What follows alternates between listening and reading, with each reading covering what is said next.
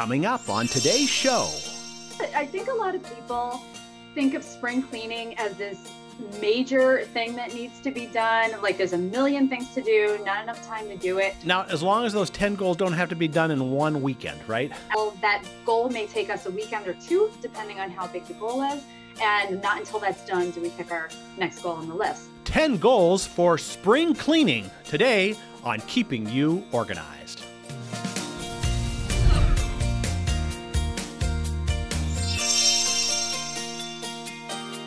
Hello and welcome to Keeping You Organized. We are going to give you 10 things to do, 10 goals to set for your spring cleaning efforts. And we're bringing back one of our new favorite guests, Maria Gracia. How are you doing today? I am doing so great, especially that the weather's warm and the snow is melting. Spring is in the air. I'm happy. Yeah, now we're up here in Minnesota. Where are you located at? We are actually in Wisconsin, so oh, wow. we're neighbors, but it just has, after those 20-degree days, 45, 50 degrees feels great to me. Oh, yeah. I know. Yeah, my daughter, it actually got cold yesterday. I think it was like 32, and she's like going outside in a T-shirt. I go, seriously? Come on. It's not that warm, but it's supposed to be really nice coming up here. But we're not going to talk, we really don't talk about the weather on this program because people watch this, all year long. So although we are topical today on spring cleaning, because, we are on the doorstep of spring. And so you have 10 kind of goals or tips, or what's your list all about? Yeah, I think a lot of people think of spring cleaning as this major thing that needs to be done. Like there's a million things to do, not enough time to do it. So I kind of, I do have people make lists, and we have spring cleaning checklist available and all that kind of stuff with hundreds of things on it. But I kind of like to have 10 goals for spring. And if I focus myself just on those 10 goals, and even if they kind of get into summer a little bit, it's okay. At least I know that those 10 goals are going to get accomplished. Now, as long as those 10 goals don't have to be done in one weekend, right? Absolutely. Yeah. We kind of spread. We might do a little before spring hits. We do a whole bunch during spring and maybe a little bit into summer as well. So we kind of pick a goal to handle. That goal may take us a weekend or two, depending on how big the goal is. And not until that's done do we pick our next goal on the list. So if we get 8 done, great. If we get all 10 done, even better. Great. Okay. Well, now we're going to present the 10. Are they in any particular order of importance, or are they just 10? If you can get as many of these 10 done, you're going to be doing good. I kind of, I make my list, and my list may originally include more than 10, and then I kind of cross out those of least importance. And then, I kind of look at my family and see what we kind of want to get done and at what time. Sometimes if my daughter asks for something, she will pester me all spring long until it's done. So sometimes it's better to move that task to the beginning of the list. My husband and I, of course, come second to her most of the time. So. I have 4 girls, so I know exactly what you're talking about. I never get my stuff done. Come on. Oh, so okay. Well, let's start with number 10. We don't want to go on all day here. We actually want to get out and do some cleaning. But what's your first goal for spring cleaning? Yeah. So my first goal this year is to get some painting done. Okay. We don't do painting every year, and it's kind of, my daughter came to me and she's like, "Oh, can I paint my room?" And of course, her room is the one that's painted the most in, out of all the rooms in the house. So her room, you could probably peel the layers off one by one. But yeah, she wants to do her room white now with the turquoise wall, and she's all excited about it. So we're going to get her room done. And then, of course, when she mentioned that to me, I started thinking, and I'm like, well, maybe we'll do the bedroom too. So, my husband's really excited about that. And but that is one of our goals for spring, and it's the first thing we're going to tackle. And the reason we're tackling that right now is because my daughter really wants to do it, and also because I kind of want to open my windows and let spring in. And painting is the perfect reason to do that. I don't like, paint smell in the house. Yes. It'll be fresh and pretty, and also it helps us clean the rooms out. Yeah. Well, it's funny. My daughter asked the same thing, but she asked in the middle of winter. And I said, well, let's wait till spring, and then we put that one off because, you definitely want. Is there anything like in preparing, and I think it's a good tip just to do a couple rooms as long as you got all the equipment out, right? But how do you kind of prepare for painting? Do you have any little tips on that? Yeah, I do. The one thing that we do, I don't like moving all of the furniture out of the room because some of the furniture is just very, very heavy. So what we'll do is we'll kind of put a lot of the stuff on one side of the room while we're painting the other side. And the way that we do that is we put sliders under the furniture, which makes them extremely easy to move. They're just these little discs that you can get from any home, Menards or Home Depot or anything like that. Slip them under the furniture and they slide right across the floor, no matter how heavy the furniture is. So I love that. And the other thing we do when we're painting is we will take a little bit of the paint when we're done, instead of keeping it all in the big can, and we might put it in like a baby food jar or something, cover it really tight. There's always a touch up or two that needs to be done after the furniture kind of starts getting moved back, something hits the wall a little bit, or maybe one of the picture holes isn't quite covered or whatnot. So instead of having to get that whole gallon of paint out, we'll just grab the little baby jar, do the little touch up, and we're done. Well, that is a phenomenal idea, because usually too you get your first ding in the wall when you're moving the furniture back, right? So it's like, oh, we just got this painted, now it's just scratching there. All right, let's go on to number 9, or I guess, are we going backwards or forward? That would be number 1. Do you want to go backwards or forwards? I don't know how you have your list. Well, I just have 1, 2, 3, 4, 5 like all right. that. Was that number 1 or was that number 10? That was number 1. That's the first thing we're doing. All right, good. All right, so let's go down to number 2 then. Yep. Okay, so number 2 is I want to get the windows washed. After winter and little kid fingerprints and pet spit, whatnot on the glass, I just want that cleaned, and I want to be able to see all of the trees in bloom and everything else. So normally in the past, my husband and I have gone around the house and we've cleaned all the windows ourselves, and it is a job. We have windows everywhere. This year, and even last year, we decided to hire a professional to do it. And it's kind of an interesting thing. I think people think that that's an expensive thing to do. It honestly only cost us a couple of $100. It's a father-son team, so it's a tiny, little small business. We're helping out the community by doing it, I feel. And they come in, they do all of our windows inside and out while I'm sitting here working. Right. So I think it's a great time saver, and we can do that. Now, of course, for anybody who can't afford that, I definitely suggest using a squeegee and some cleaner specifically designed for windows.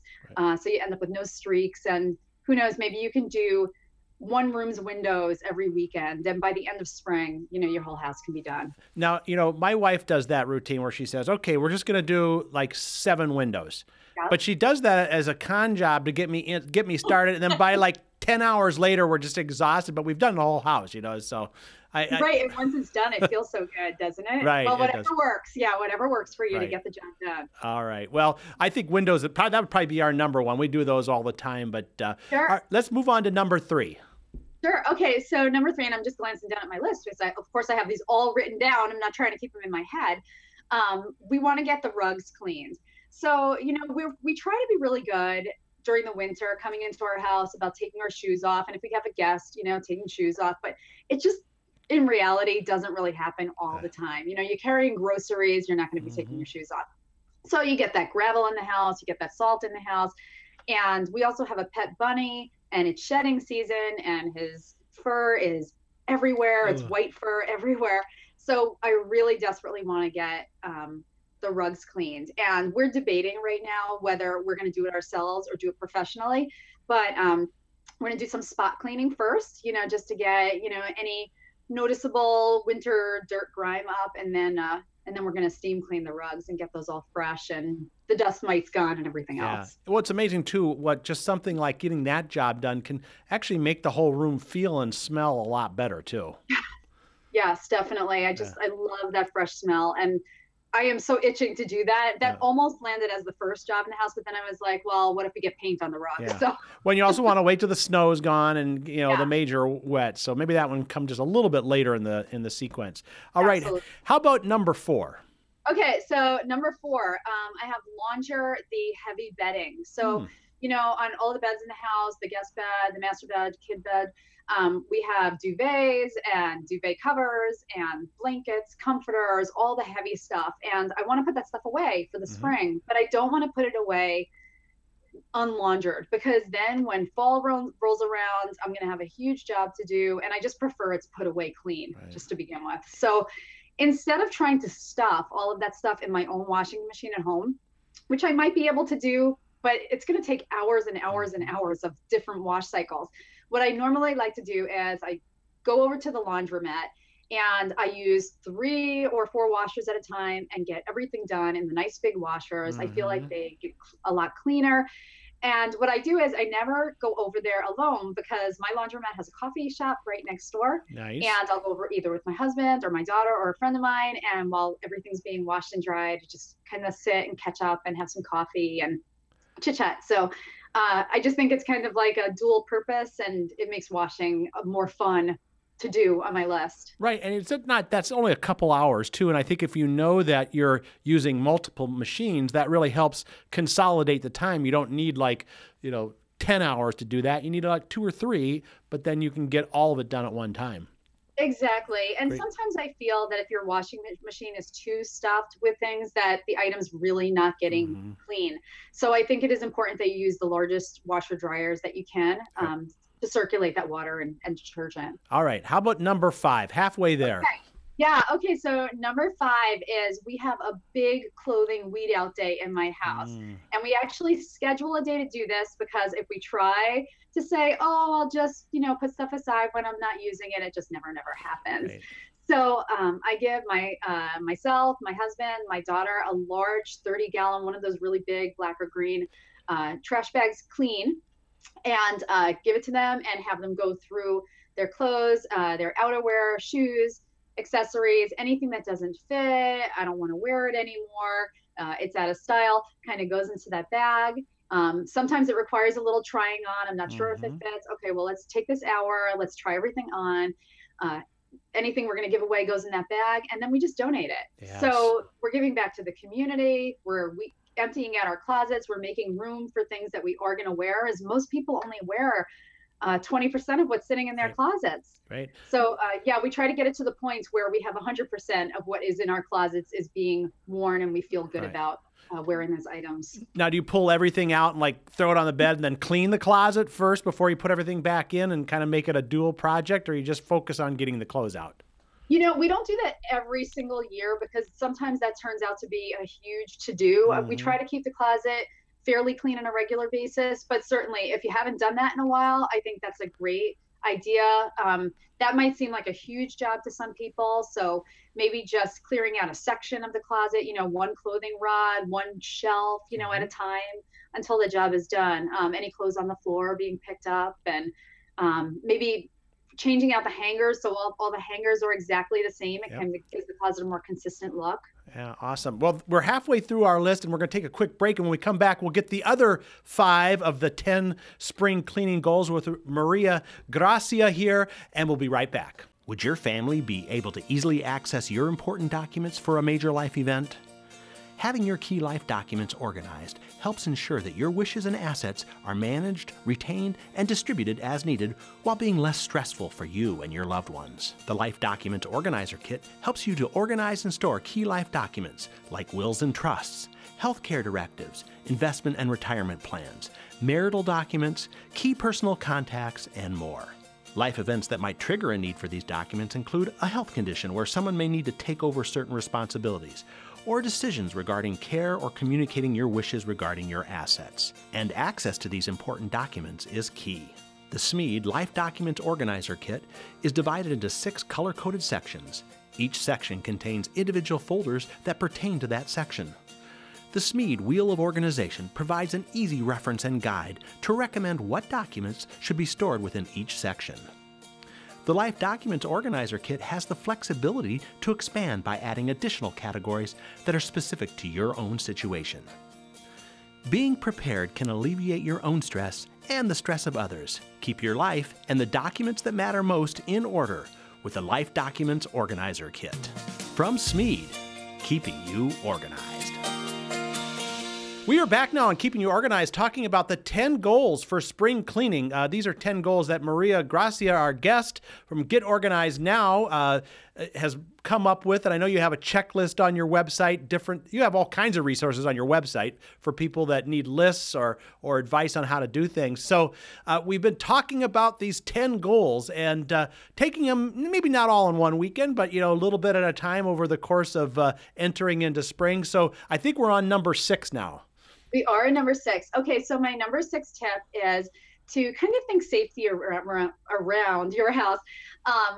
I think safety is something we don't always think about, but it's a really good idea when the first day of spring hits to do a few things. One is to check that the batteries in your smoke detector and carbon monoxide detector are in good working condition. Change them out. It's a good time to change them out, spring and fall.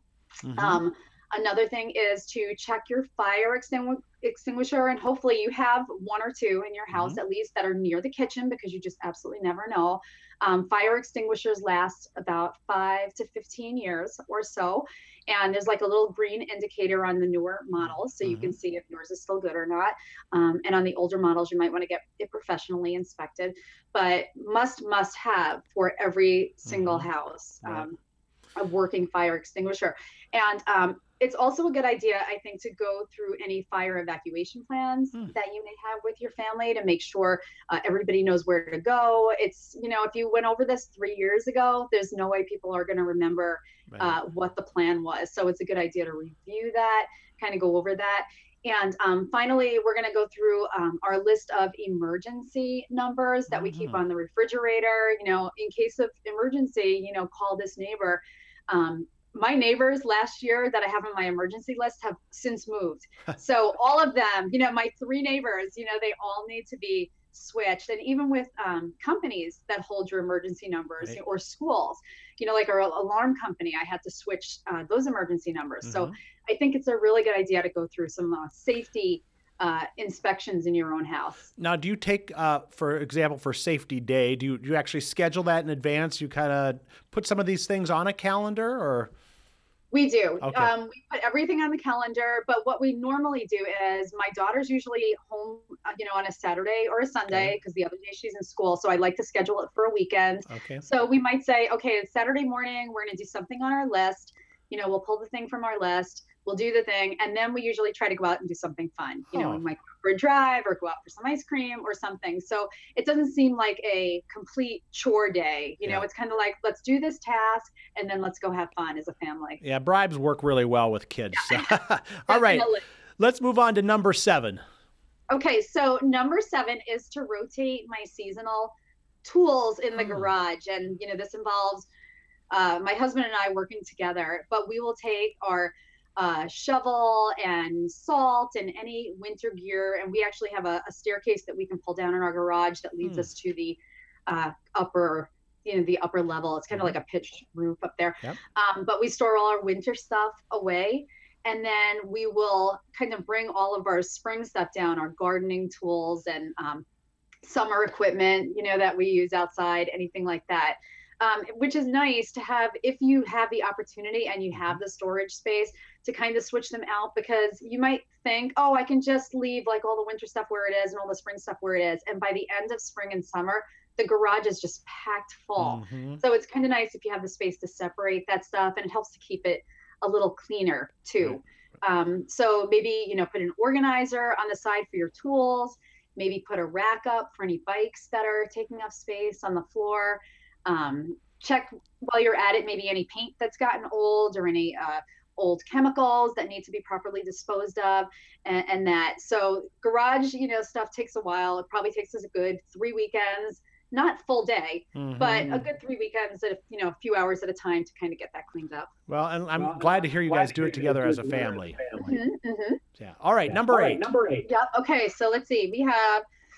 So we're going to power wash and stain our deck.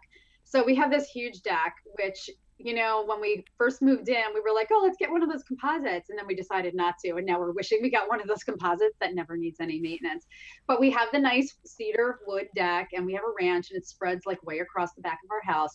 And we don't do this every year, but every 3 years or so, it needs to be power washed and stained. So we're going to actually do this job ourselves this year, because the other home improvements that we want to do, those that budget's going towards those things. So my husband and I are stuck this year, but we're going to rent a power washer and do that one weekend, and check the weather forecast, of course, for treating and staining the deck. And we're going to get out there, and we are going to hopefully use a big broom type attachment to do the surface, and we're going to hand paint all the spindles. So well, it always feels good to have that done too. I mean, that's one of the great, we do that occasionally on every few years. And after you're done, it's like, oh, that looks so nice. Then you want to sit out there. It is, and I love being out there in the spring. It's my favorite thing to do. So, if you really love outdoors, it's a good task to get done. All right, now we're up to number 8. Okay, so we are doing, let's see, are we up to 8? Or is it 9? Or is it? Okay, good. Okay. So, so a few years back, we have this nice deck and we love to eat outside, but we do not love swatting at bees and wasps and flies and such while we're eating. So one year my husband came up with the idea, well, let's get one of those sunsetter awnings, which will provide us with some shade back there. And we can also buy the accessories, which is like the floor mat and the screens that go on the side. So now we kind of have a screened in, we kind of put it away in the winter. It's retractable, but we pull that out in the spring, put the screens up, and we have a nice place to eat without the bugs. Yes. So, he will get that all up. That's a huge project. He may either call me outside or get one of his buddies from down the block to help. Hopefully that's the case and I can go shopping or something. Yeah, absolutely. Yeah, but then we'll bring all the, our patio. We have like outdoor dining table and some chairs. We'll bring those into the screen room, and then I'll give them a good scrubbing down so they're nice and clean. For eating in the summer. I feel like we're progressing from the inside of the house to the outside now, where we all really want to be in the spring and summer. So, all exactly. Right, our final tip now, our final goal. So my final goal is kind of a more personal goal than a household goal, and I try to do one goal just for me. And this time of year, I really like to spring clean my schedule. So I kind of take a really, I go outside, I sit on my deck, bring some lemonade out, and really take a good hard look at my schedule and all of the activities I'm involved in, all of the volunteer stuff, all of my to-dos. I might eliminate stuff that doesn't make sense to me anymore. I may streamline some things that I feel like are just taking too long, maybe do some automation if something's taking me too long to do. And I may add some new stuff. There might be some stuff I've been meaning to do, and it's like, oh, it's spring. Let's do something new. Let's get that out on the schedule. So really important to have that me time, not to always think of spring cleaning as things that need to be done in the house, but it's kind of do things, for yourself, your inner self as well. Yes. And after you do all that for yourself, do you give yourself a reward? Honestly, or is it a reward itself? Yeah. No, well, it is a reward in itself, but honestly, every single thing I do, and I don't care how small it is, I do give myself a reward. It just gets me through the day. That's great. Well, listen, we're just about out of time. Let's talk about your website, what it has to offer for people and how they get a hold of you. Yeah. Okay. So my website is getorganizednow.com. Okay. When you come to my website, I have a free treasure chest, tons and tons of tips, and my newsletter that you can sign up for, awesome. Videos, everything. And then on the website itself, you can come back to it as often as you like. We have checklists and challenges, tips, recipes, tons and tons of stuff, and all of our social media channels as well. So that's great. Well, we invite people to go there. Getorganizednow.com, right? Yes. Awesome. Well, Maria, thanks again. As usual, we'll have you back maybe for fall or something, to get ready for fall. But I kind of feel like now I'm ready for spring and summer as long as I get a few of these things done. Well, good. I'm glad you're excited. We have to keep that momentum going. That's right. Momentum is the key, folks. You heard it right here. So get a few of these goals done, and we'll see you next time on Keeping You Organized. Coming up next time on Keeping You Organized. Networking is a great strategy for building business if it's done right. It can also be a waste of time if it's not. So I like to teach our clients to be effective networkers by being intentional and thinking about what networking is there for.